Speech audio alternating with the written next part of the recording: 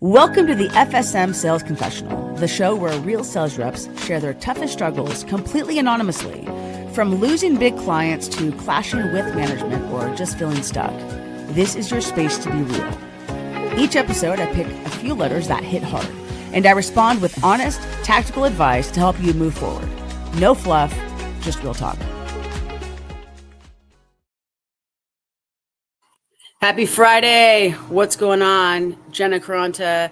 I just wanted to take a moment and get better at talking about what the FSM Confessional is. It's such a neat concept that came to me, and I took it to Promo Corner and I said, hey, there could be something here that could serve the industry if I was able to answer real life, sales reps or sales manager leader questions on the spot, or use some of my mentors to come help me answer those questions. So that's what this show is, right? It's an anonymous form that you can fill out if you're in our industry, and you can submit challenges or things that you're just curious about, and you have support, right? Like there's a safe place to come, and I'll do everything I can to bend over backwards and make sure that I have your back. Okay.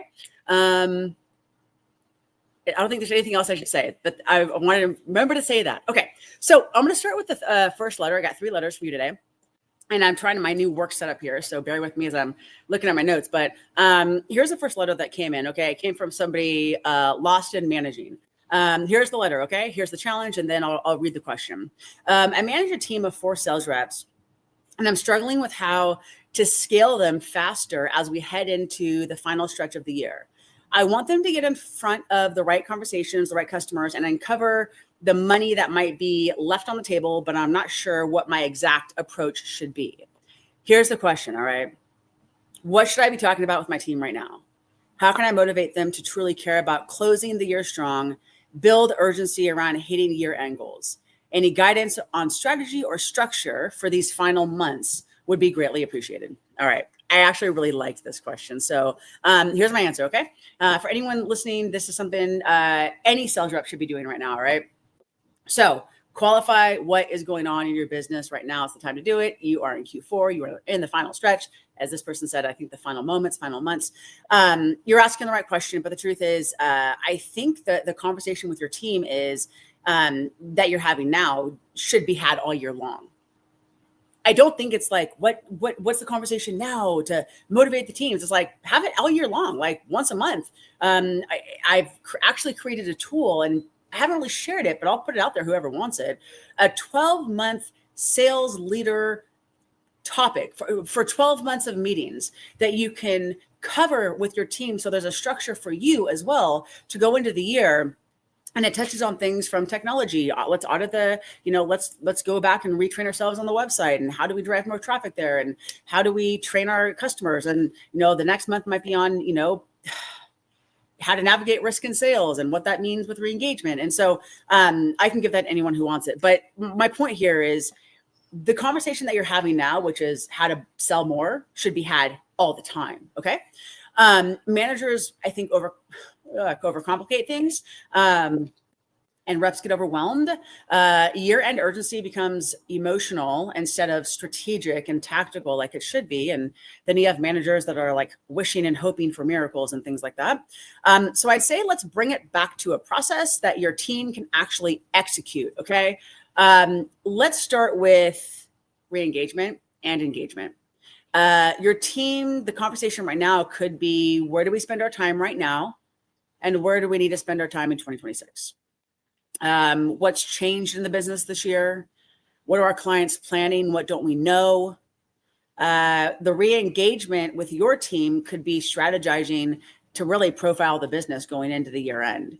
So I think if there's any panic right now, which I can't say there is, but if there is any panic for anyone at the year end, just take a step back and think about your top 3 customers. Think about what those customers are not buying from you. Think about services you offer that they're not engaged with. I got one of my biggest orders as a distributor by upselling to Puff Embroidery. It was for a large order of backpacks, and we had already done 1 round, and we're doing a reorder. and we moved them into puff embroidery to get the logo to pop a little bit more. So there was more engagement, right, with the logo, with the person receiving the backpack. So you could even think about, where can we upsell and cross sell with decoration methods and services? Where's the money sitting there? What's our margin looking like right now, right? Can we protect the relationship while still increasing our prices? Those are the conversations that I think I'd be having with my team right now, for sure.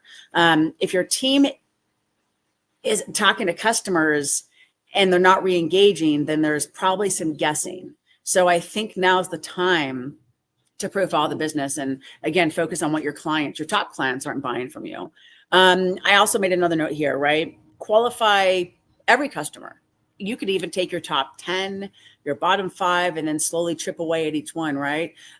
Qualification isn't magic. It's straight up discipline. And I think when sales reps aren't qualifying the business, it's just laziness, or they just don't know how to do it, which is a bigger problem too.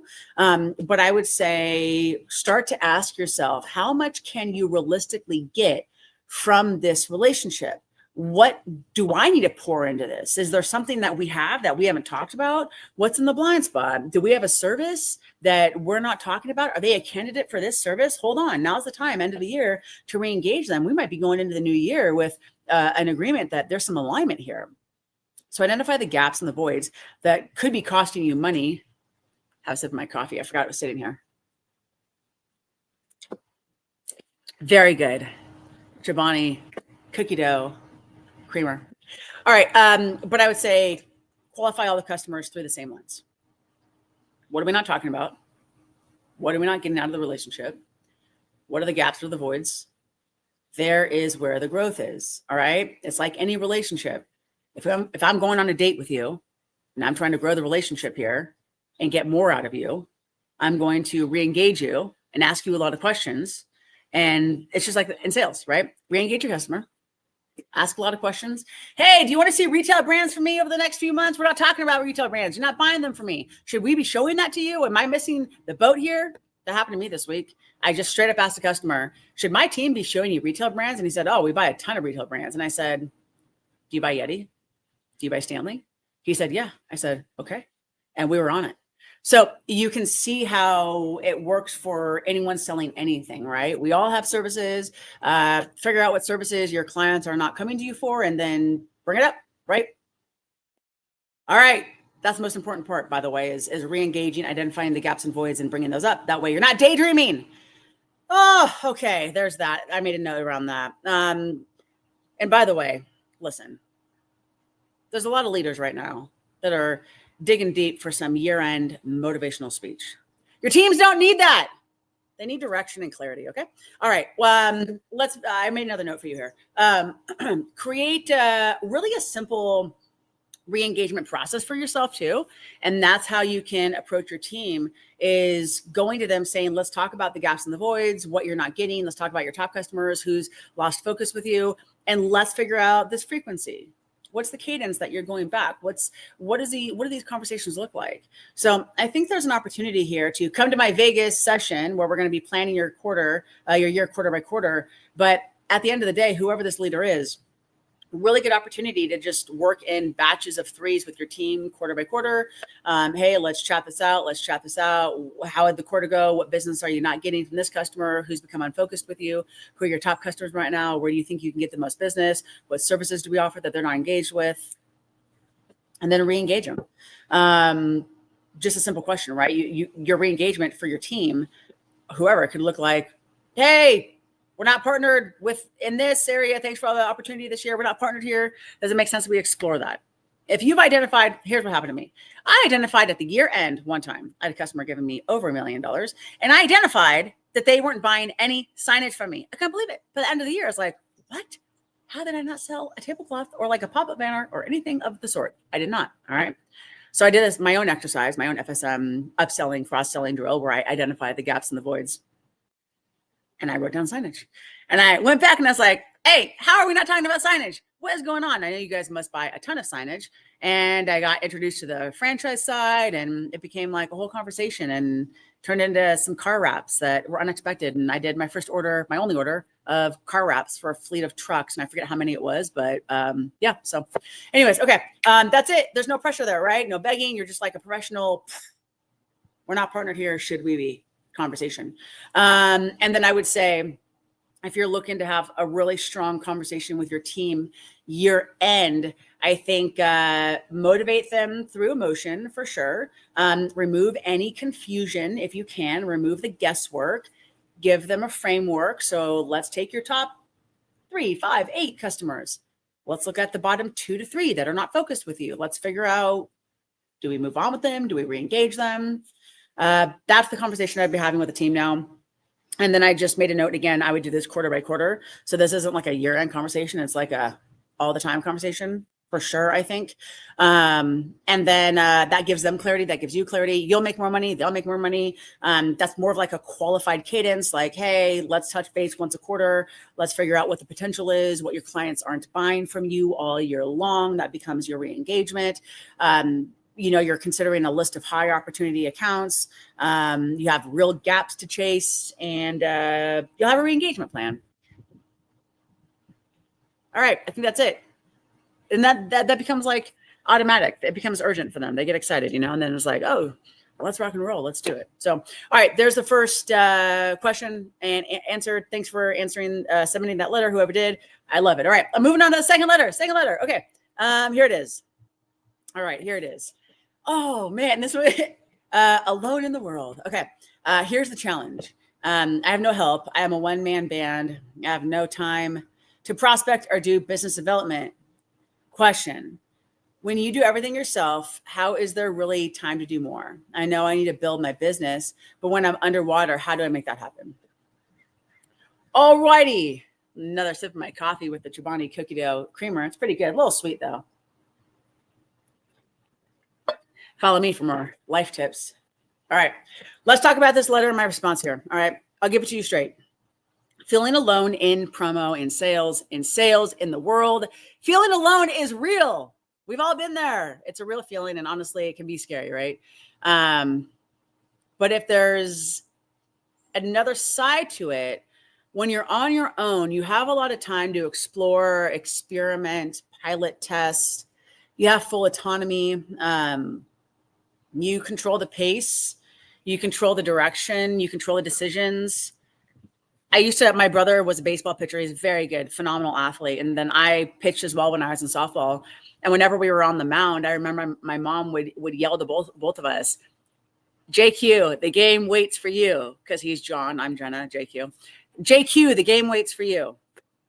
And so that stuck with me, right? Like, if you feel that you're all alone, that's real. Also, leverage that time to your advantage because you won't always be alone, Like at one point you'll be like, man, I miss my alone moments, right? So like leverage that time as hard as it might be as an entrepreneur or as a sales rep or as a CEO that's running your own team. Definitely. And I'm not using this to plug my session, but I just want to share, if you are coming to my PPAI session, there is a part in the workbook where we're going to be building your survival kit for the year, and it does include people. Okay. So if you feel alone, start to think about the mentors you have in your life and the industry free resources. There's a lot of resources through Promo Corner. There's so much education and knowledge, you guys. And then we have Promo Kitchen and some other really neat organizations. There's a lot of great people that have podcasts, like Charity Gibson has one. She has a lot of really neat guests. There's a lot of people, free education. So if you feel alone, like there's other people that do too. You're not alone in that. Okay. So I made some tips though, for sales reps and entrepreneurs, leaders that feel alone, on how you can kind of build your own support net, if you will. So here we go. Okay. Make a list of your top 3 supplier partners. Okay. Hopefully HPG is one of them. List out the actual humans that you work with at each supplier. Who do you have a relationship with? And then I would just reach out to them, whoever you are, and tell them what you told me. Just say what you told me. Just be transparent. That's how you scale a relationship. Just say, hey, I'm feeling really alone in the sales world, in this industry. I want to grow my business. How can you help me? How can you help me? How can your company help me? How can your marketing team support me? How can your website help me? How can you make me more of a nimble sales rep, Mr. Supplier Partner? Use your suppliers. You might have like mock-up capabilities you don't know about, case studies you can leverage. HPG has some pretty rad ones. I love Sanmar's images. I love a lot of our fellow supplier partners. Merch AI is doing some really cool shit. You can lean on them as reach out to my buddy Nick Latour. You can reach out to him. He can probably walk you through how they're bringing value to folks that feel just like this. And I would figure out what capabilities you really have right now that you could lead with, where you're still delivering and over delivering without overwhelming yourself, you know? I'd also probably make a list of all the tools you have. And to me, that might mean like, okay, I have LinkedIn Navigator. How can I use that more? There's a lot of ways that I used it for a brief time, LinkedIn Navigator, as like a little mini CRM and a fantastic list builder. So I would say, think about that. But I just want to say, like, suppliers are built for this, right? Like we're built for this scenario. So whoever you are, like, please reach out to your trusted supplier partners. You can reach out to me if there's if you want a direct line to somebody at HPG, I'll literally just give you my cell phone number and I'll connect you, or you can lean on me anytime, you know? So before you reach out to your suppliers though, have an idea of what you're doing, what you need us for. Hey guys, these are my top 3. These are my bottom 3. I'm not getting this. These are the gaps in my relationship. JQ told me to tell you that. Here's the gaps and the voids. Let's go spec this out. Let's go after this. All right, guys. Also, I'm just going to give you a quick framework. Okay. If anyone feels alone, I'm going to give you a quick schedule that you can just kind of implement some tasks during the week to make sure that while you're crying in the corner, maybe like me sometimes, because I feel alone, still got to be productive when we're crying. I don't even like Taylor Swift, but I think she has like a song about like, oh, wait, Hallie, you're going to call me out.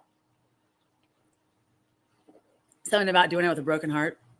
Yes, there's a play there, guys. Sales reps, you still have to go produce and sell and re-engage people when shit's going sideways. You still have to go do that. Okay. All right. All right. So here's what I'm going to document here, are the notes that I made for you guys. If you feel alone, please at least still do these 2 tasks during the week. Okay. First one is just dip into your pipeline. At least just say, all right, I'm having a tough go right now. I'm still going to do something that's productive for my business. Your mental health will benefit from it. You'll probably scale relationships, which will grow the business. So I know it's hard sometimes to push through and feel like you're alone, but like, go re-engage somebody. Okay. Monday's a really good day to jump into pipeline day. Just go back 7 days. Who did I quote in the last 7 days? Where did samples go out? Where did decks go out? Where did presentations go out? And just go close it. Just go re-engage it and just straight up ask like, hey, do you want to continue exploring this? Should we still be focused on this together? Should I still be focused on this for you? You'll get answers. You'll get very fast answers. So on Monday, just go close shit out, right? Sorry, I keep saying the SHIT word. Okay. Whew. Let's talk about Wednesday. Wednesday is cross-selling and upselling day.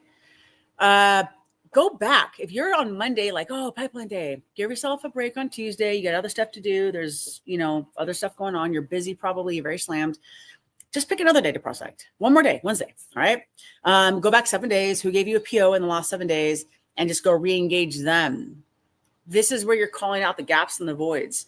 Oh, happy Wednesday. Thanks a lot for the opportunity the last couple of days here. Can you please talk to me about signage? You're not partnering with me there. Can we talk about it? I keep bringing up signage because it's a pain point for me. I didn't get any signage business. I can't believe it. If I was ever a distributor ever again, OMG, I would lead with so much signage. I'd be like, let's talk signage right now. Okay. If you want to add Friday in, I'll give you my Friday task.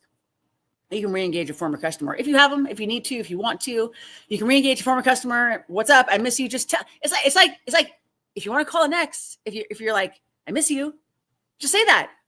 Hey, I want you back. Is there an opportunity for us here? Is there anything here between the 2 of us? Just give it to me straight. Just ask your customer that.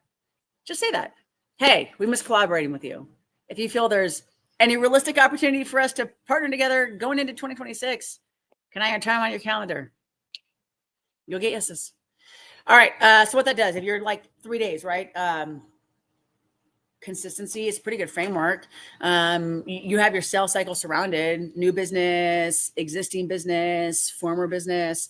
Nothing is getting away from you. So you guys will be closing some massive deals, maybe. All right. I have 2 other tasks for the third Tuesday, Thursday. Hit me up offline if you want to talk about them. I'll give them to you. But I would say Monday, Wednesday, and Friday, fast sales cycle days, transactional days. You'll find orders those days. You'll see people from Wednesday just go back into your Monday. Yes, here's another opportunity. You're back. So, anyways, if you feel alone in the world, it's okay. I feel that way too sometimes. Just still be productive. Still got to get up and work out, go to the gym. Still got to eat clean, drink your water. You still got to perform. So. Go perform. All right. Trying to say that in a soft way. All right. That's about it. Lean on your supplier partners. We're here for you. Promo Kitchen mentors. I love Promo Kitchen. Free education. It's all over the place. And for sales reps that don't take advantage of free education, laziness. It's just lazy. Golly. Okay. Lean into your supplier partners, your inside sales partners. They're phenomenal. They're very nimble. They're experts at what they do. I would say organize yourself, right? Like figure out what you have to sell, audit your website. What are the services I'm not talking about? What's in the blind spot? And I would say if you stick to like these 3 days, and run something like this is the FSM system. This is the FSM prospecting schedule. If you run the FSM system, it's a structure, right? So I've got you follow the schedule if you want. Those are 3 tasks you can be doing. No one's ever underwater. We all just need a framework. Okay. All right. Quote me on that. Okay. One more letter. All right. That was the second letter. All right. Third letter. Moving right along. All right. So this letter was kind of funny because they wrote it from losing my ASS. Here's the challenge. Dealing with customer procrastination until order becomes a rush. Here's the question. How do we compete against online companies who offer free freight? All right. This happened to me too. Here's the challenge, right? Customers drag their feet. They procrastinate off. Often their rushes become like, it was just easier. We got free freight. It was more convenient. They find value in strange things that whatever. I would say, let's talk about the rush procrastination thing. I did have a customer that was like that. One buyer actually drove me crazy. But I made a note here, if your customer only comes to you after it's already a rush, that is not a rush problem. That could be like a relationship cadence, a relationship rhythm problem. It's not a relationship problem. Just like we got to reroute how we communicate together. And when you come to me and when you think of me, maybe understanding how they think of you, when they think of you, right? If you have clarity in your customer sales process, and of course, know the decision makers, but that doesn't always make or break the deal. But if you don't understand how they operate or what their habits are, then you're going to take things personal. Maybe I don't want that. We'll cut emotion here real quick by just understanding their process. And maybe that means we have to ask about it, right? And that means asking questions like, at what point do you think about coming to me in your process? Like, I'll give you an example. I asked my biggest customer one time, bro, you guys basically planned the golf event, and didn't even talk to me. You're just telling me what you need. Do you guys want to see any fresh ideas for me or just want pricing for what you're telling me that you guys want? So then I asked this, at what point do you think of me? What's the relationship rhythm, right? At what point are you thinking of me? When do you come to me and go, hey, JQ, we have this golf event. We're starting to think about ideas. Like after you've gone to Instagram and Etsy and Pinterest and oh yeah, let's do this. Or do you guys think of me right away? Clearly my customer was not thinking of me right away. That's not their problem. It's my problem. So I have to deal with it. So I'm not putting this on you. I'm just saying we have to understand what's happening here, the habits of the relationship, the habits of the communication. It's just like any relationship, I think. And not that I'm a relationship expert. Trust me. Okay. I think that your job is to reveal their workflow. Let's understand what the heck they're doing over there. What are you guys doing over there that's taking so long? Why aren't you coming to me? Come to me. All right. So I made a note here. Some questions that you guys I guess that I would ask. What steps do you guys take before coming to me? What point do you come to me? When do you think of me?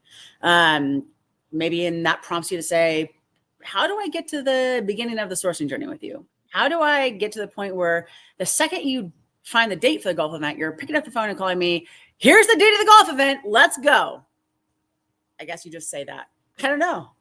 All right. I would ask, hey, who else is involved in the approvals? Who's involved in the intel here? Like, who's going to know about what we talk about? Who are you going to share this with?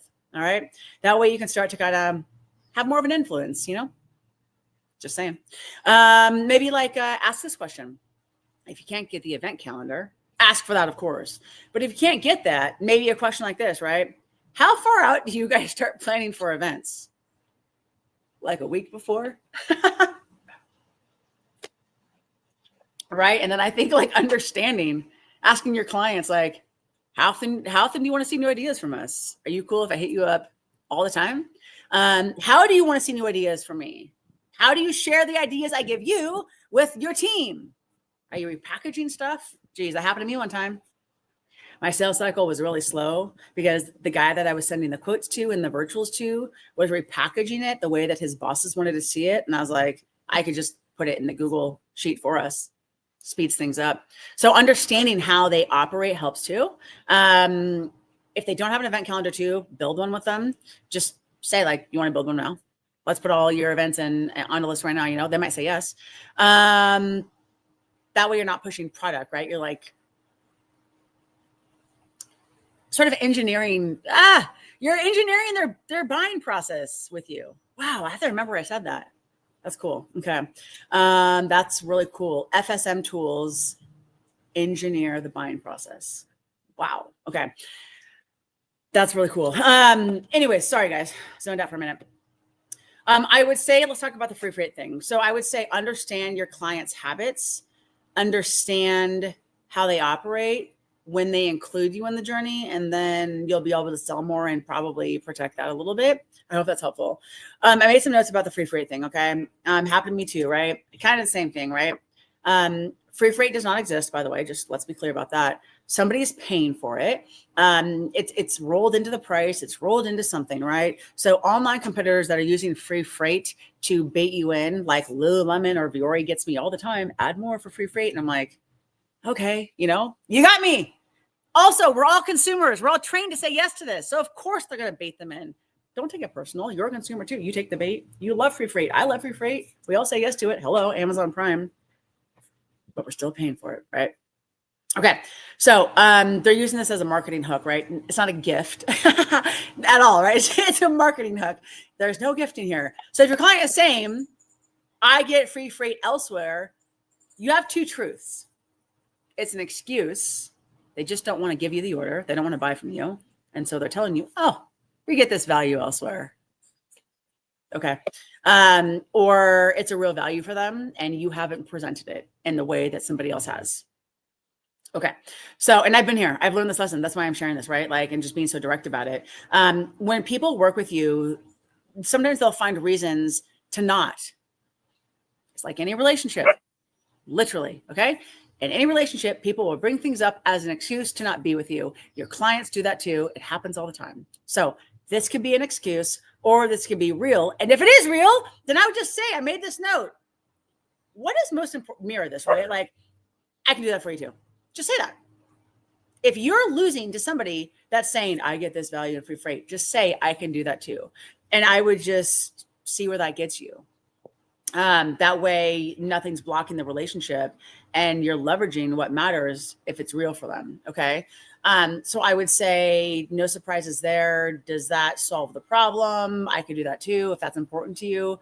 Also, if they're very much like, we want free freight, we want this, that also tells you this really could be a price, product, transaction driven client relationship, not a relationship driven customer, which is not going to help you, right? So they're just more transactional. So just mirror the value, I guess. Like, okay, I can do that. Does that earn your business? Can I continue exploring things? Sorry, I have a dog barking. Sorry about that. Okay, and then I'd say here's the bigger picture. Real life. here's the bigger picture, right? I made this note. Before you try to compete with an online retailer, don't, okay? Just understand your clients' buying habits. It goes back to what I mentioned. How are they? What's their journey like? How are they making decisions? Who's making the approvals? Why are they operating this way? Cut your emotion from it. Why do your clients wait so long? Why does free freight carry so much weight? Why are their decisions delayed? Who's delaying them? Why are rushes becoming their norm? No bueno, by the way. It says a lot about someone when they're like rushing, right? Like the same thing about a customer. You're like, geez, Louise. It's really hard to work with people that are like, chaotic. So I say like the FSM takeaway here is like, it's not about free freight, you know? It's about their process. It's about their internal discipline as a team and how they operate. It's about their communication internally and with you, their partner. It's about the expectations you have and the ones that they're just not meeting. And maybe it's about the expectations they have that you guys haven't talked about yet, which could be free freight. So maybe that's like value alignment. Maybe there's no value alignment there. So I guess once you've structured a conversation with your client, the rushes could stop if there's more of an understanding. And I'd say once you understand their habits, you finally get control of the relationship again. So cut your emotion. If somebody's saying, I get free freight, it's either excuse not to work with you or it's real for them. And if it's real for them, just mirror that value and get more alignment. Well, okay, then let's talk about that. I want to earn that business. I'll do it too, you know? So there it is, right? It's not a pitch. It's just like, go re-engage, you know, and ask and build the relationship. So, okay, those are the 3 letters. Thank you for whoever wrote them in. I got more letters. Guys, if there's any pain points, any struggles that sales reps are dealing with, just submit the letter. I read every single one of them. And then I'm going to take this into 2026. And then also I have some really cool marketing coming around the FSM Confessional. Found out this morning I'm going to be getting some really cool content together to promote this a little bit more and about what I put out there so other people can see it too. So have a good weekend. Happy Thanksgiving. Stay hydrated, go lift weights. And that's really all I have to say. All right. Bye.